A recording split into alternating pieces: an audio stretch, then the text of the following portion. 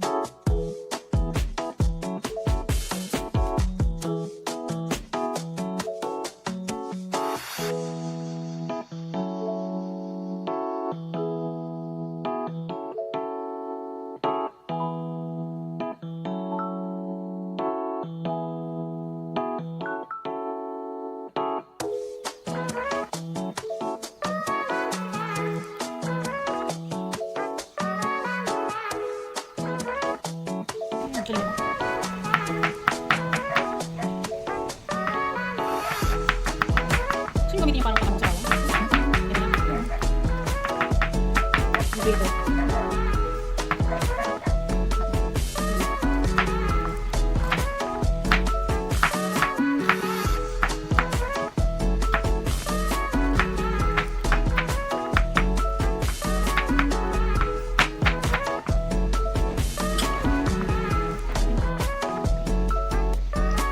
Yan guys, ito ang isahog natin.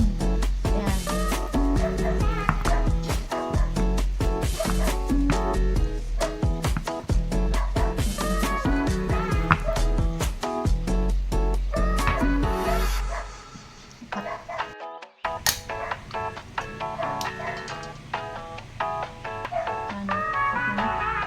Hinati lang natin. Ay, bastos.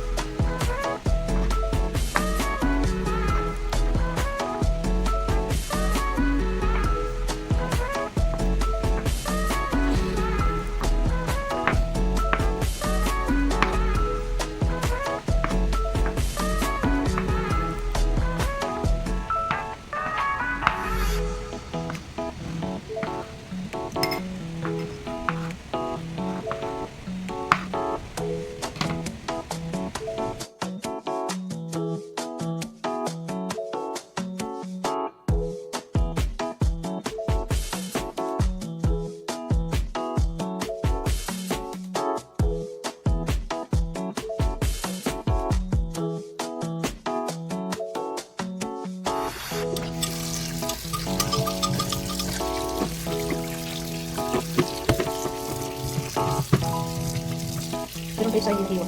Ito na pa.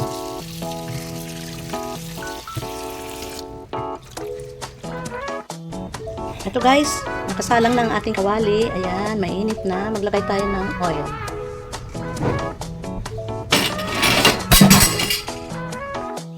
Mainit na ating kawali guys. Lagay natin ang ating bawang. Ayan, bawang.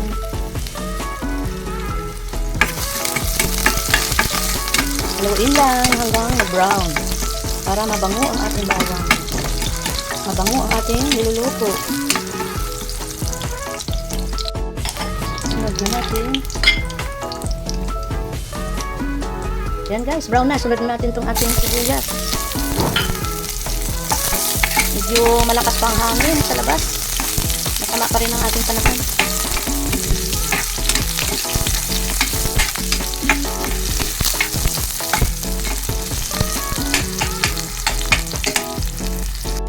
Guys, tabihin muna natin yung ating bawang at saka sibuyas. Yan. Kasi gusto ko i-prito-prito muna natin itong ating luncheon. Ito kasi ang sahog natin sa ating pansit.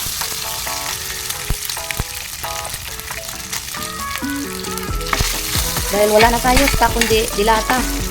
Hindi pa rin tayo nakakalabas para mamalengke. Kaya pwede naman to siguro basta may sahog. Invento na lang. Experiment na lang guys. Subukan naman natin ang luncheon na isahog sa ating pansit canton. Ayan. Experiment tayo. Prito-prito muna natin para hindi maduro.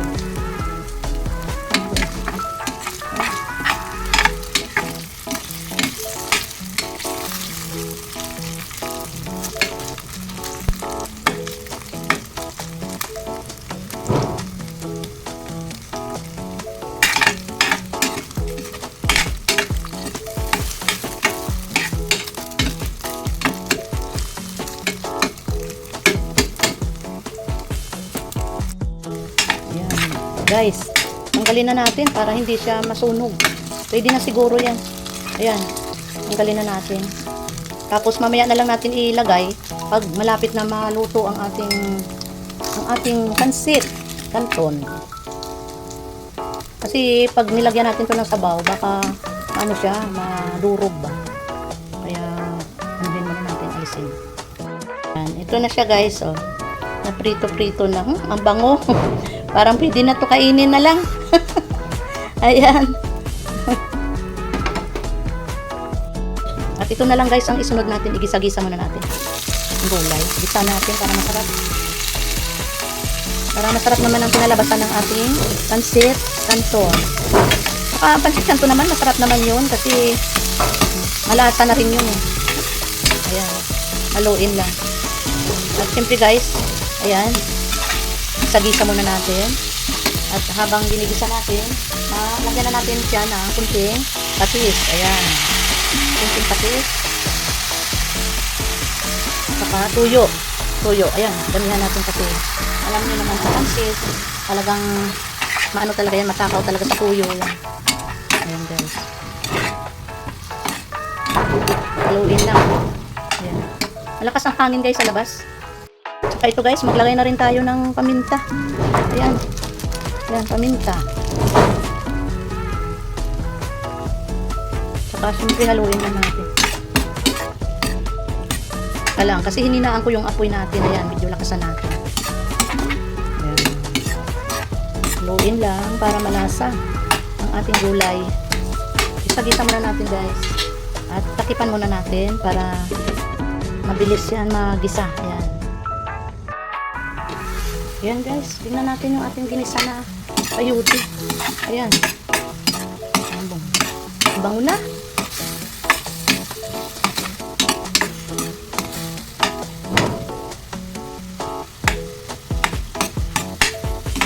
Tanggalin muna natin guys ang ating gulay para hindi ma-overcook. Balik na lang natin mamaya kasi mag-aano tayo ng sabaw. Ayan, pwede na yan. Guys, maglagay tayo ng sabaw. Kailangan maraming sabaw kasi malaki yung ating pansit canton. Ayun.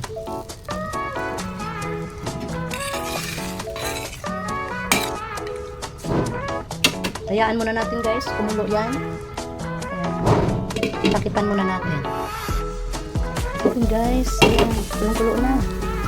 Ihulog na rin natin pala itong ating pampalasa.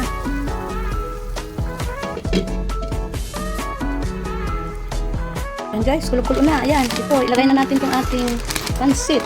Ayan, ang ating gamit ay excellent na pansit canton. Ayan. Sana natin. Ayan, kulo-kulo na guys. Ilagay na natin itong ating pansit canton. Ayan. Tulog na natin. Ayan guys. Siyempre, haluin natin guys. Yan, diin-diin lang para ma-absorb. Ma-absorb ang ating pancit noodle sa ating sabaw.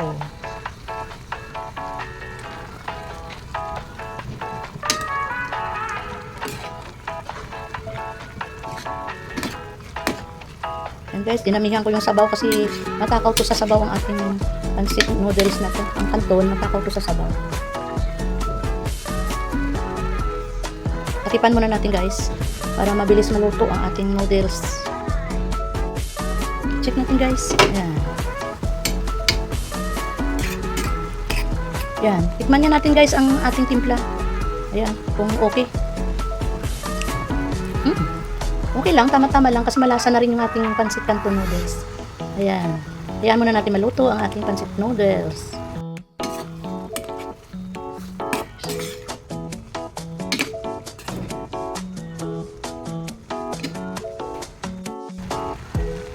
Yo guys, so balik na natin tong ating sayote kasi malasa ito eh. Dito napunta ang lasa ng ating mga seasoning. Kaya balik natin kasi medyo half cook pa naman to. Kaya ito, halo ulit natin para maglasa yung ating pancit canton noodles. Ayan guys.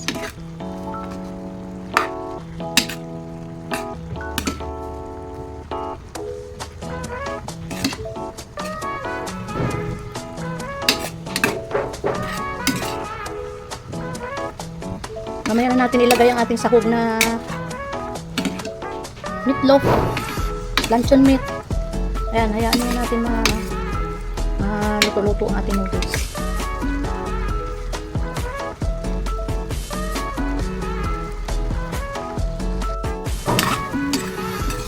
Ayan guys, malapit na maluto ang ating noodles. Pwede natin tong ating luncheon meat. Ihalo natin para makalasa ang ating pancit. Ayan. At nagtira din ako guys ng pang-toppings natin para maganda naman ang ating pag-serve.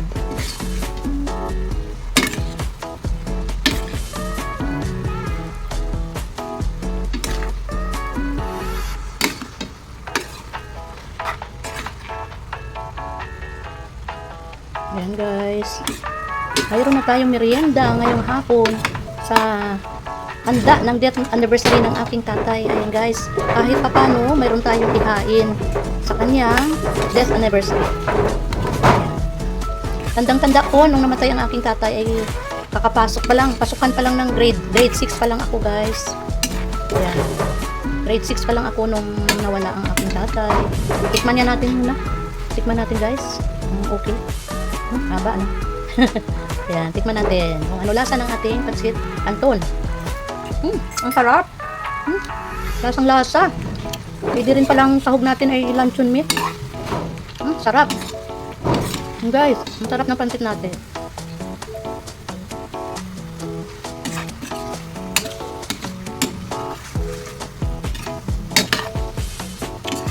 Yan. Pwede na tayo kumain guys. Ang sarap.